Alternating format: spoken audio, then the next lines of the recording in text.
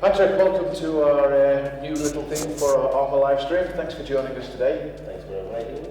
We are, as you probably know, we're in another new disaster of not a lockdown, but a suspension of the league, which is obviously not easy for anybody, players and coaches and supporters. So what we thought we'd do at Armour is to try and just do this little information thing we're going to send out so supporters can keep in touch with the club.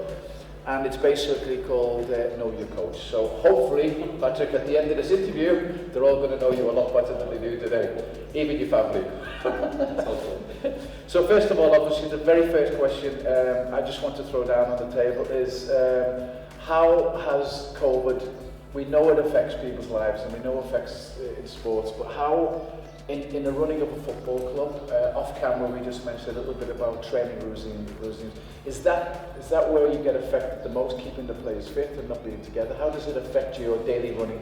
Well, definitely from the training point of view, everybody's affected. So we all know that the game of football is a contact sport. So as we're trying to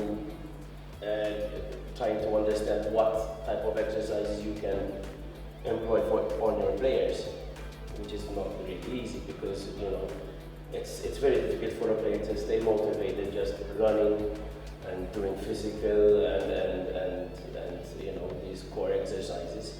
So basically we all know that we can't do anything together because it's forbidden from the government.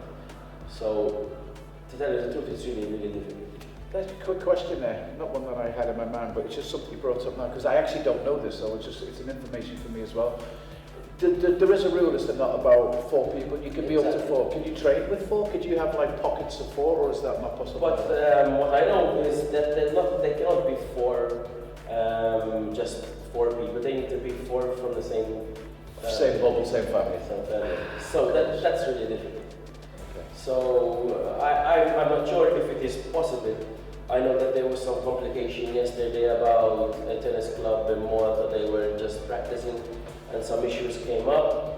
But we're talking about football, not tennis here. So it's a contact sport and it's not like the game of tennis. So from our point of view as a coach, it's really frustrating because you've built up the team to a certain point of fitness, a level of fitness. So when you spend about a whole month not training, that fitness will go down.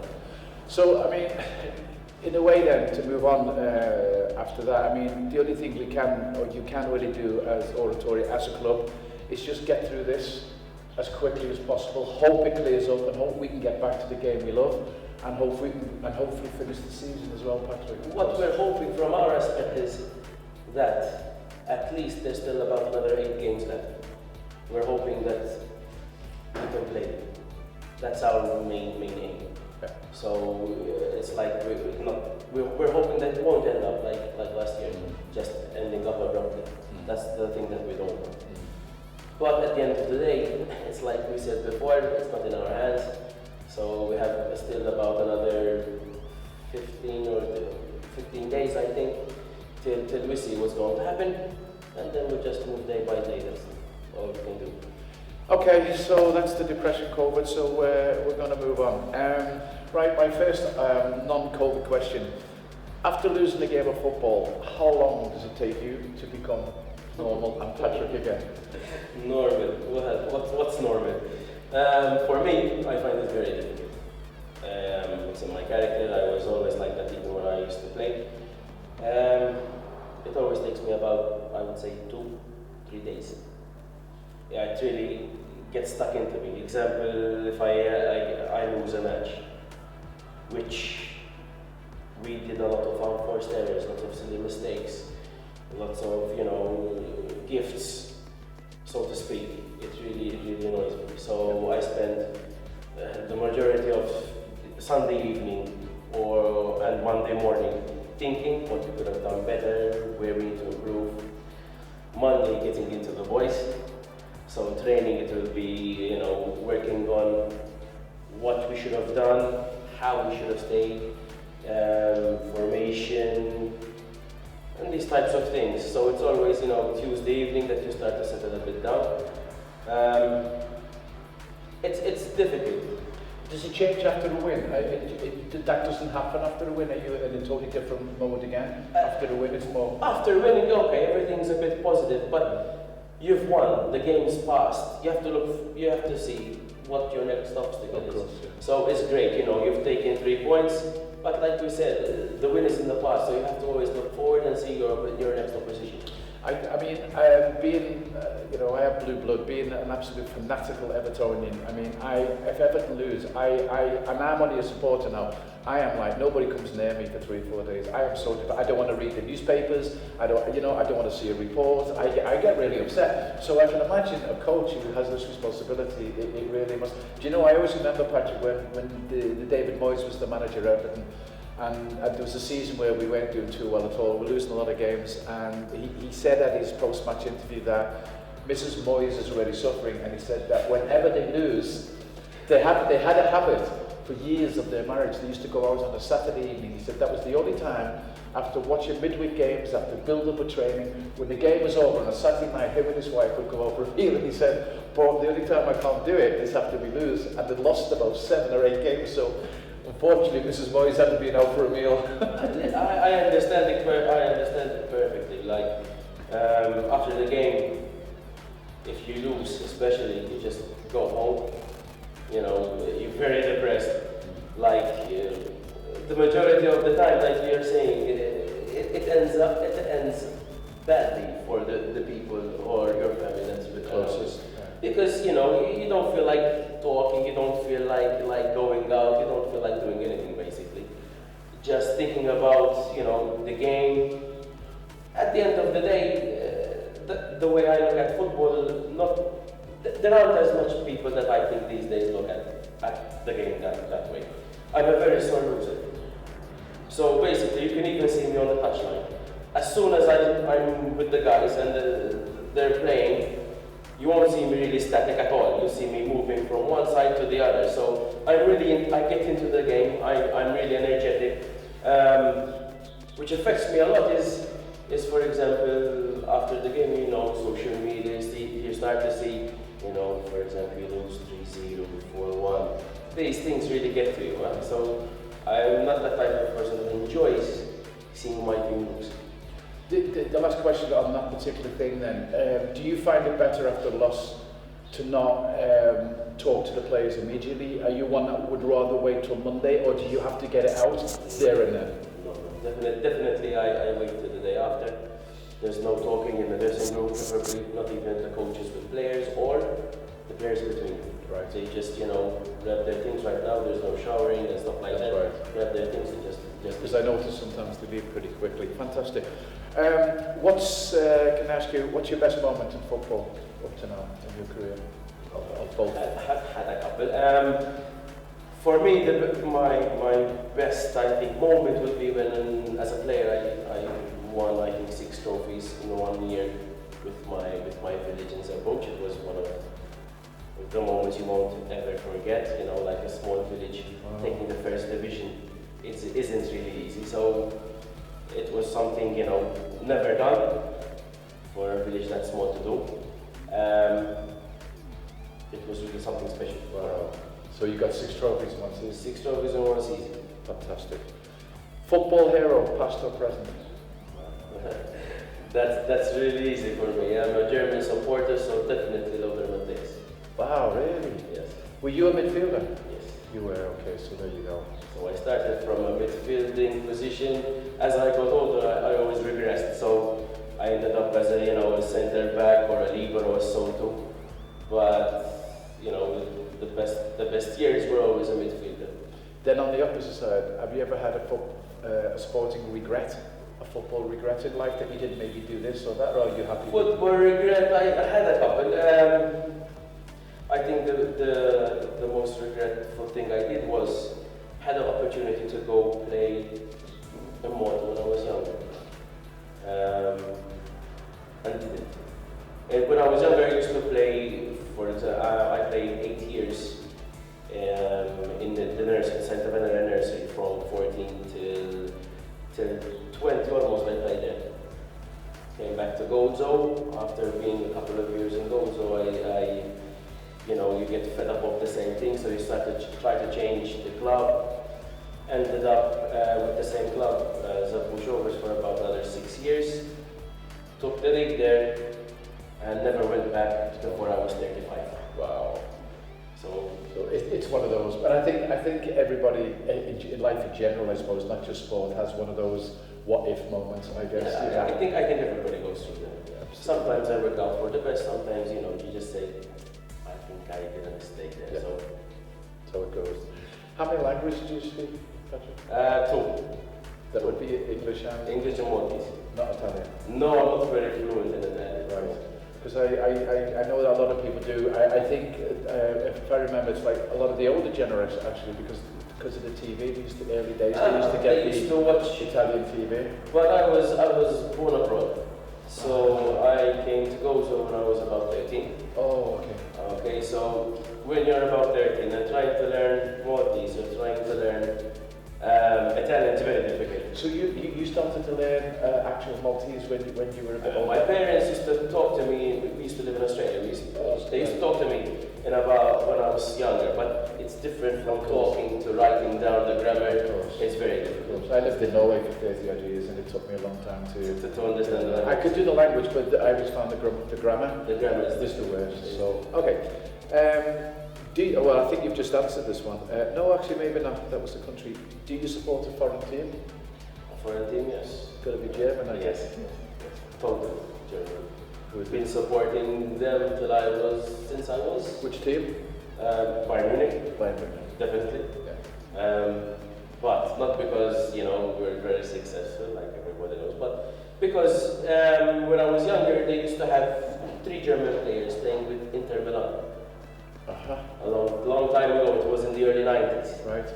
So there used to be Dr. Matthäus, Andres Bremen, and Jürgen Klinsmann. Right. Used to play with them. So they would really catch your eye. They So were 3 German. great players. So eventually you end up taking notice of those players. As you get a bit older, they start to go back to their homeland, and all of them, 2 of them played with Bayern Munich. Right. So eventually Followed them on. you followed them there. Yeah. Excellent. Okay, here's a hard one for you. Do you like VAR, and would you support it if it came to Gozo, football in Gozo? Well, in certain aspects, VAR is a big help, especially off camera or not in the initial attack or action of the game. There might be an incident, and you know, some hitting or Off the ball. something really went bad, and it would help. Even for the touchline goal, it really would help. In Gozo, if I found it effective or really helping, I think it would. I think that the smaller teams would benefit from it a lot. Yeah. I can say that from my past experience. To play against bigger teams, literally 1-2 feet offside, and nobody would take any notice of you, even though you would start telling them, but that's football. Right. I think it really should come. Okay. I mean, there's a good chance it will. I don't know if you know, but there is sort of, we have been practicing trying it. We have a bar room next door. Sasha's been starting with it. I mean, the decision obviously still got to be made, but we have some started. We'll put the cameras in. The thing is, the camera angles have got to be spot on, or you can forget about that. You've got to be able to pick up.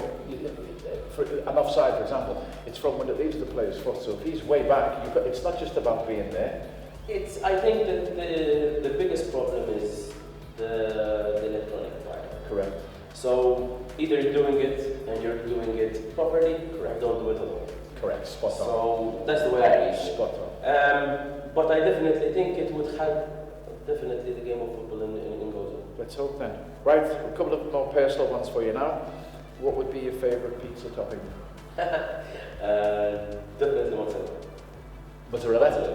And do you have a favourite movie of all time, possibly? Movie.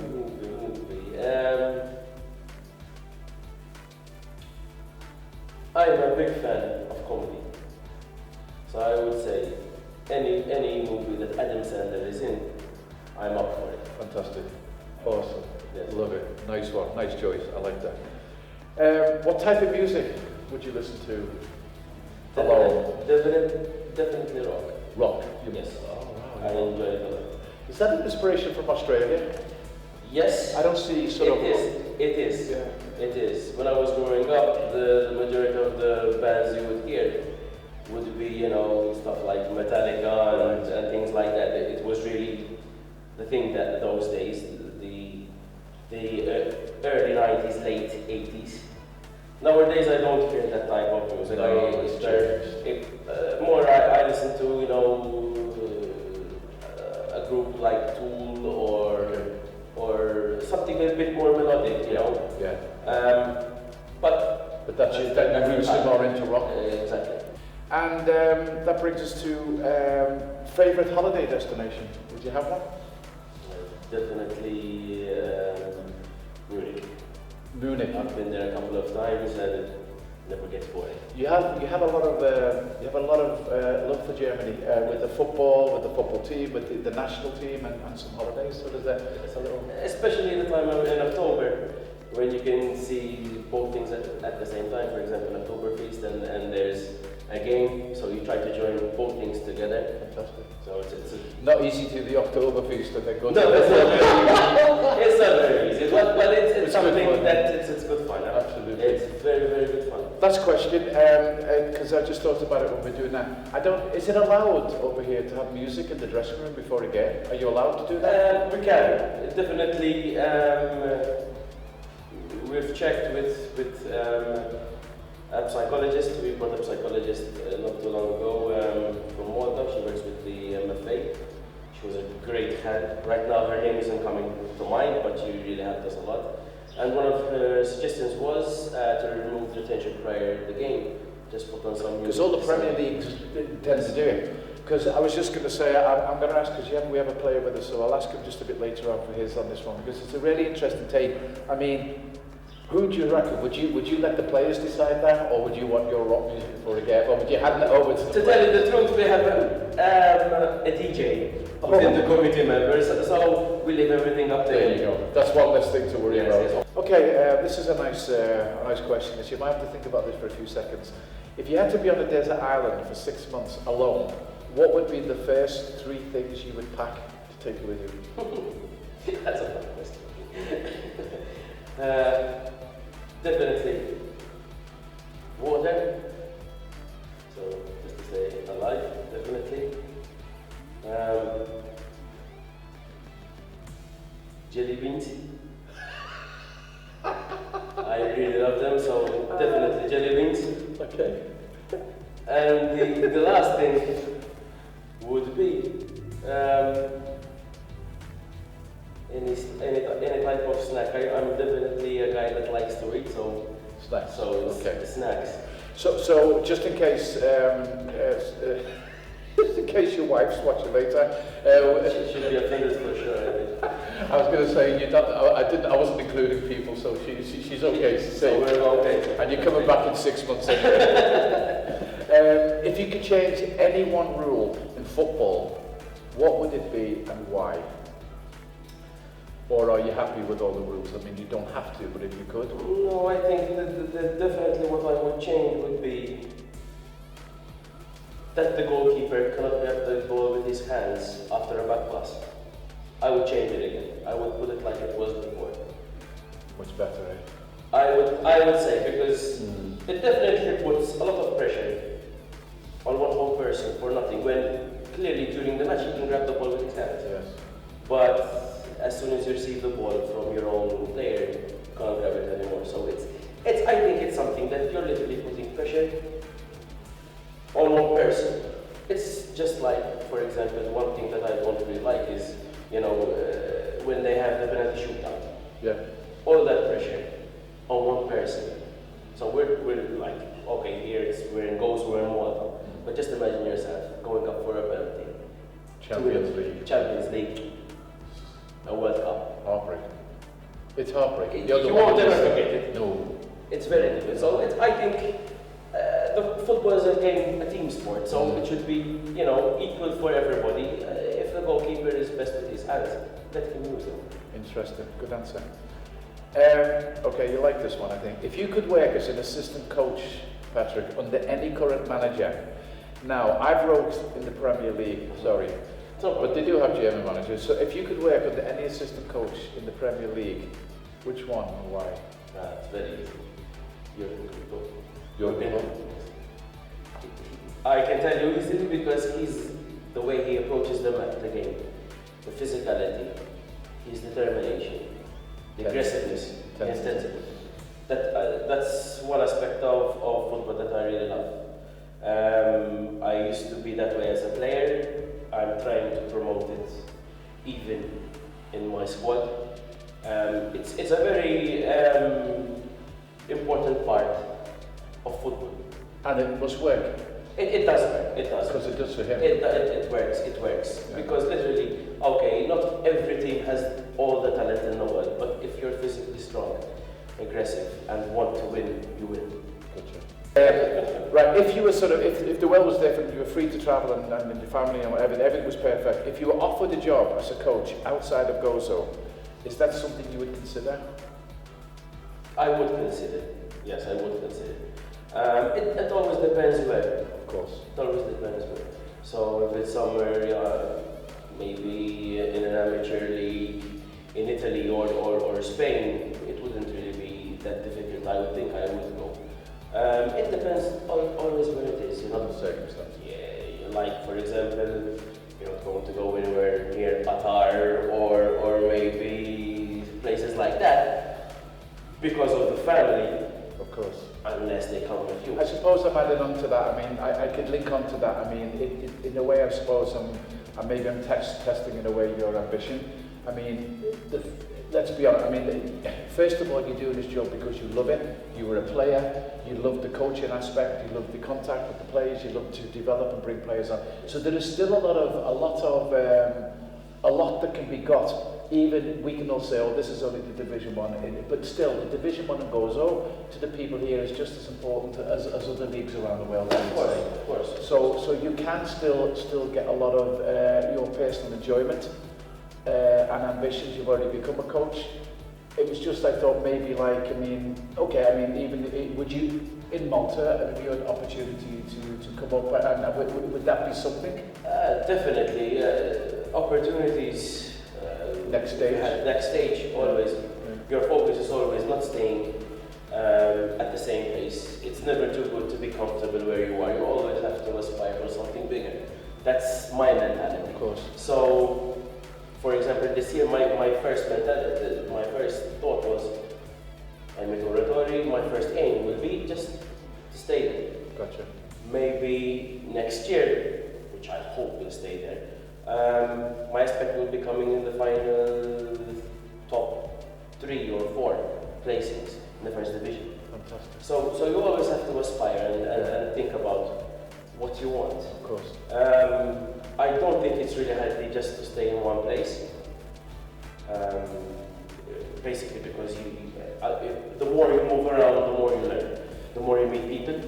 It's like players who've played under many managers can go on to be a good manager because they've learned so much from different managers, coach, right? I agree. And if you see the top managers today, many of them were players that went around quite a bit. Correct. So you're looking at Zidane, he was with 4 or 5 clubs. Correct.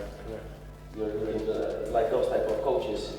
You enjoy seeing them coach and so you enjoy seeing their teams play. Yeah, exactly.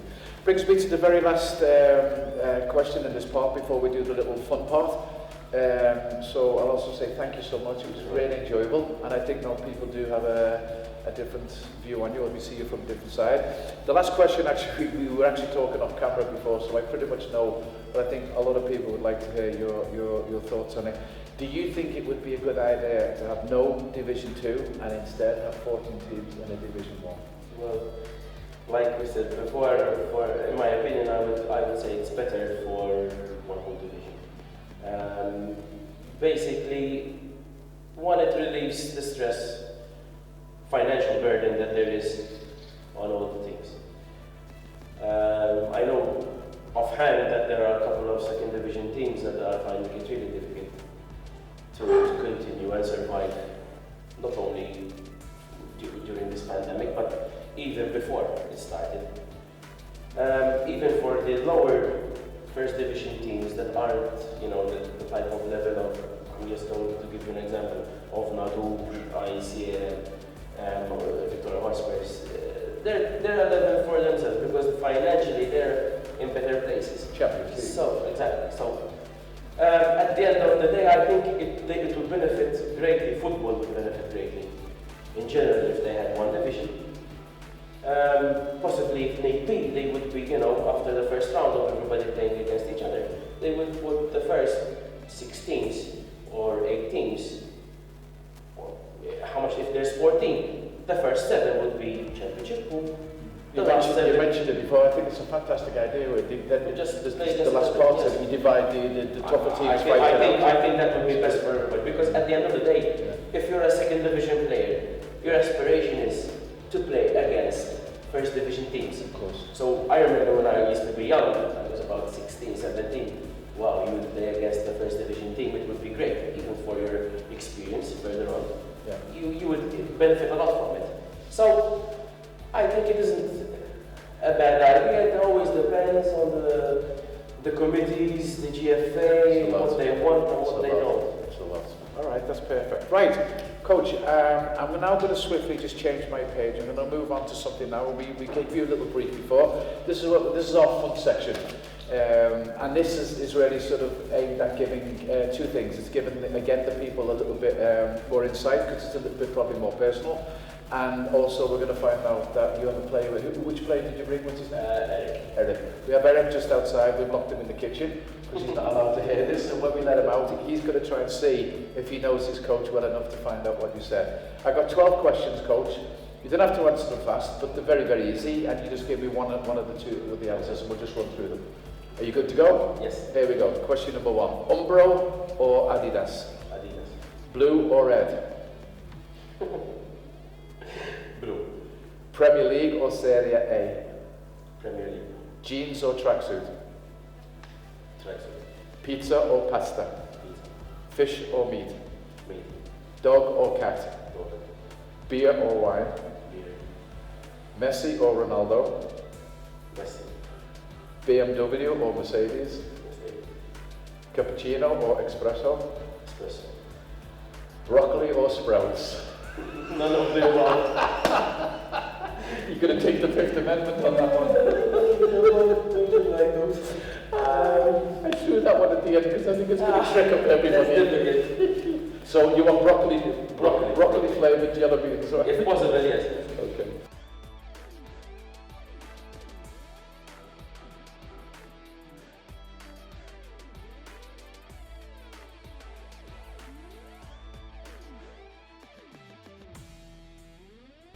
Okay, so welcome to part 2 of Get to Know Your Coach. As you can probably see now, we're now being joined by Eric, one of the oratory players, who's been selected specially by his coach, because his coach thinks he probably might know the answers to some of these questions. As you've probably just seen already, we just asked the coach to pick some personal choices. We're now going to find out if one of his players knows what the coach picked. So here we go. Are you ready? Yes. Question number 1. Umbro or Adidas? Adidas. Blue or red? Red. Premier League or Serie A? Serie A. Jeans or tracksuit? Jeans. Pizza or pasta? Pizza. Fish or meat? Meat. Dog or cat? Dog. Beer or wine? I think it depends. I'd go for beer. Messi or Ronaldo? Messi. BMW or Mercedes? Beer. Cappuccino or espresso? Cappuccino.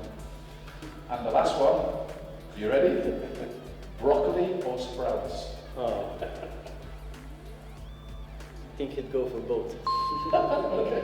We never got a straight answer to that from either of you. One said neither. No. So you pretty much got that one right, actually. Okay. Perfect, well done. Did you count? Yeah. 1, 2, 3, 4, 5, 6, 7 out of 12. That's pretty good. So Hey, no I'm push-ups. impressed. That's, no, I'm telling you You've what, got more than half or so. I think that's good.